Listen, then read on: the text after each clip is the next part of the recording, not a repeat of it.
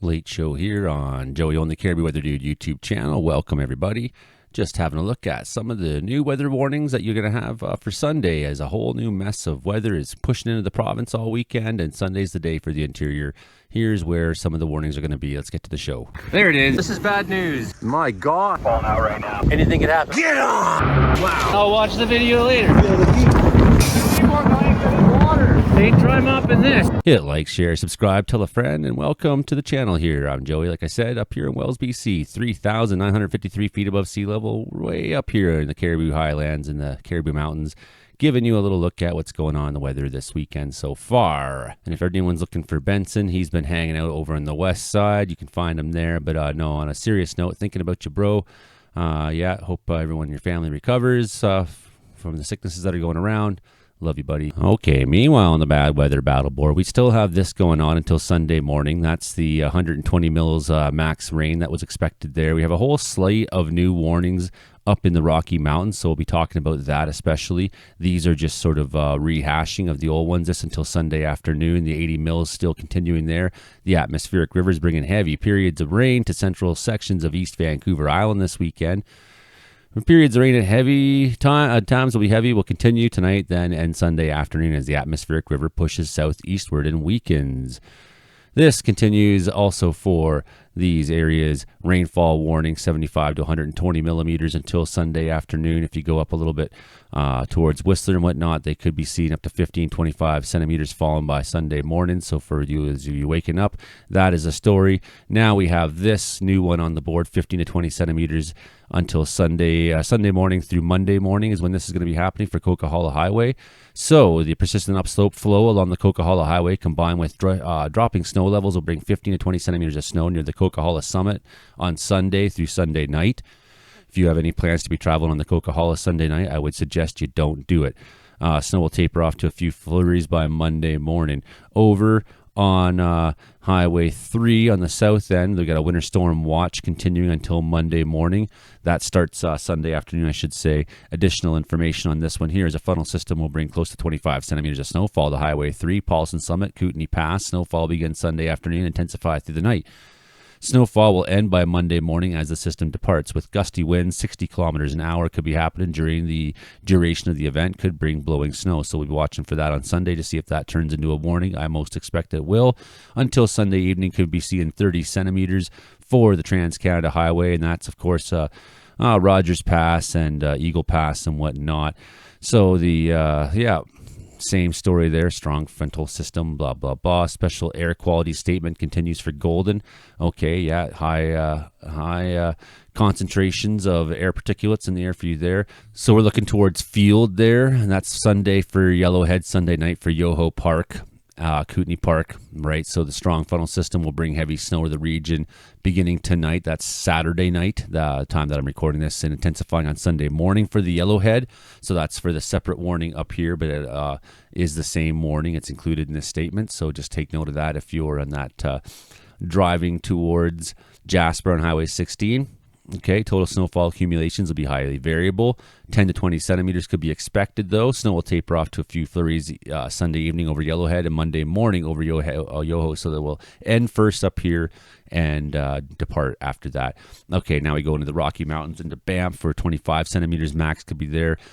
Maybe up to 40 centimeters over the highest terrain. So that's for Jasper National Park as well. Sunday afternoon, snow will intensify in Banff Sunday evening, so we know that system's kind of sliding its way on down. That's how the weather warnings will correspond, right? So the snowfall warning 10 to 20 centimeters up on that Alberta side for Grand Cache and whatnot will be where the heaviest snowfall occurs on Sunday night, in more towards the foothills on that Alberta side there, Hinton, Grand Cache, areas like that. 10 to 20 centimeters southern Alberta as well. So when you get up past Fernie and you get into the Crow's Nest, they're looking at 100-kilometer-hour winds there expected on Sunday, so really, really blasting winds. And then for High River, Nat, and the Cowboy Trail and whatnot as well, you could be seeing 90-kilometer-hour gusts there. So lots of new weather warnings. Sunday is going to be a messy, messy day for us. for absolute certain. And we'll get through this one and then immediately thereafter have a second blow coming at us through the middle of the week. But look what happens then. We see the jet stream is going to dip down a little while later because of some of the effects of this nastiness that's going on out there. We're going to find ourselves probably a little bit cooler still in the middle of March, a little bit cooler into the interior yet. That's a good thing. So as you can see, the Pacific Ocean is quite upset right now. There's a lot going on out there. Definitely some real strong storm systems. And this high pressure system here is going to help still steer things more or less towards us. Here's our atmospheric river that's been visiting us through the weekend. As you can see, it's starting to weaken a little bit. Well, not terribly yet, no, but it will through Sunday. It's going to start moving its way on down.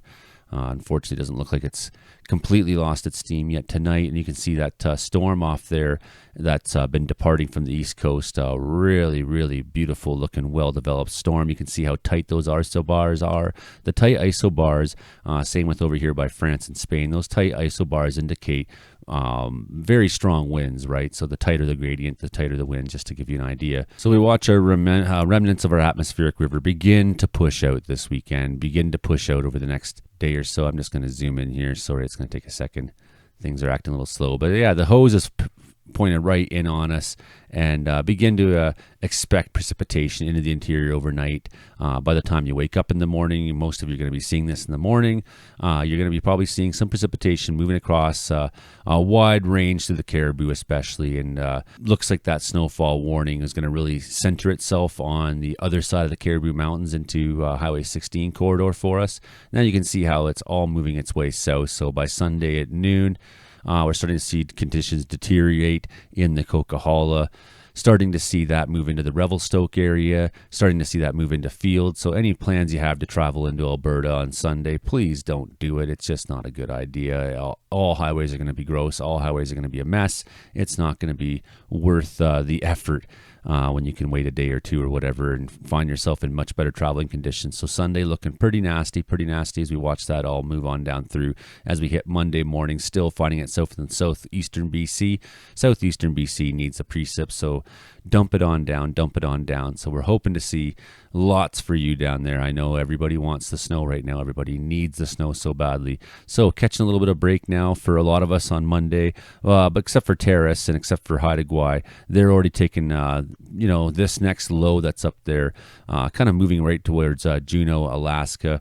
And so that's beginning to start the process all over again for northern BC. While we get a day off or so there on Monday for a lot of us in southern BC, a little bit of a break, but look at that hose up the coast. Maybe not so organized, but looks like there'll be still some pretty strong winds there, and that fire hose is kind of working its way on down again. So we see ourselves late in the day on Monday, maybe taking a bit of precip into areas north of Prince George, maybe into the Prince George region as you get into the evening. So something to watch for by the time you're got plans for nighttime there. Sure, finally seeing some more snow into the Pine Pass as well, up and down the coast mountains, Vancouver Island. So we've been looking at the last couple days. We just looked Friday. I made the video and we looked at avalanche conditions. We also looked at the fact that high stream flow advisories are in for the coast down there. So pretty much anywhere taking this snow, you can expect your avalanche conditions to start going up. So check AvCan before you go and do things in the mountains. Tuesday, you're going to see snow again here in the Caribou, make its way on down. Rocky Mountains again, taking a bit of snow. Here comes that next storm. Not that defined, not that organized. It doesn't seem like on ECMWF by the time it's really affecting the coast. Nonetheless, it's going to deepen a little bit as it moves up. Should increase the winds for late Tuesday afternoon. Going to send the next wave of precipitation inland. We'll see how much of that breaks on over, but by Wednesday, some of that should be making its way into, except for southern BC, you might see that Tuesday evening, but you can see the general flow of it, the counterclockwise motion helping spread that snow up and in. So that's good. We're seeing temperatures hovering around zero or below if you go north of Williams Lake, and just slightly above if you go through southern southern BC. So a lot of this high country is going to be seeing those temperatures colder, of course, and you're going to see that falling as snow. So that's good. We need to be putting on more snowpack right now. We're desperate for more snow, and this is good news. If we can just keep it cool and keep the snow coming for a little while longer, that's great. I mean, I'm only looking short term here, so I'm not going to guess as to what the rest of March is going to play out like. That's not what this episode's about. It's really just kind of giving you an idea that, you know, we're pushing through this one story this weekend, then we have another one really right after it through midweek to keep on your radar, keep on your work plans, travel plans, and whatnot. And we'll be revisiting this. Of course, that's what we do. That's what we do here all the time. Well, everyone, that's just your quick update for tonight. Thanks. I'm going to fire this video off quickly, edit it, and then go have a bath and enjoy my night. What a great night I had with the kids, and life's really good these days, but can be better. I'm trying to get to 7,000 subscribers. Really, I'd like to get to 10,000 this year. That was my goal, and it seems like impossible at this point. The rate of growth has slowed down, and but hey, if there's lots of weather to talk about, that means I'm talking weather, and that seems to be what everyone likes the most around here. So, okay, it's good to have so many stories happening. Every day there's more weather right now than I can talk about, so it's been good. I've been busy being dad, but doing the best I can for you, everybody. Doing the best I can. All right, have a good night. See ya. Bye now.